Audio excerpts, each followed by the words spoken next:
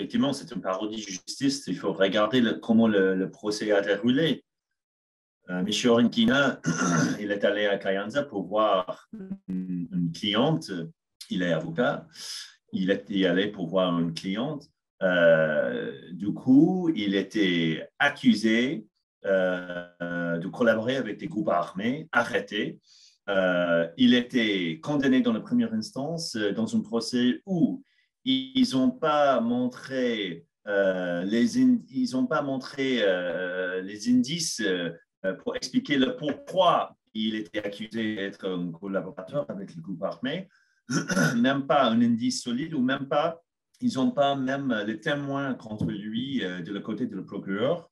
Par contre, dans notre avis à Human Rights Watch et plusieurs autres organisations, ces avocats, ils ont démontré comment M. Rinkina était à Kayonza pour voir un client dans le cadre de sa vie professionnelle. Le fait que cette condamnation n'était soutenue par le corps d'appel, pour nous, Human Rights Watch, montre que voici, c'est encore un exemple où le système judiciaire au Burundi est en train d'être utilisé, manipulé pour la raison politique. Parce que pour nous, Benjamin Nkina, il n'était pas arrêté à cause de cette soupçon qu'il est lié avec des groupes armés. En fait, c'est bel et bien connu que M. Nkina, il était le représentant de APRODH à l'époque, pas actuellement, mais à l'époque, à Kayonza. Il a fait un travail effectif pour dénoncer les abus contre les droits de l'homme. Et maintenant, comme vous savez très bien, APRODH, c'est considéré un ennemi de l'État au Burundi. L'APRODH était effectivement, APRODH était fermé en 2015. APRODH ne peut pas continuer de faire le travail. Donc, ils sont en train de cibler les anciens, les gens qui ont été liés avec l'APRODH dans notre avis à Human Rights Watch. Maintenant, il y a ce comportement au niveau de le partenaire, y compris l'Union européenne de Burundi.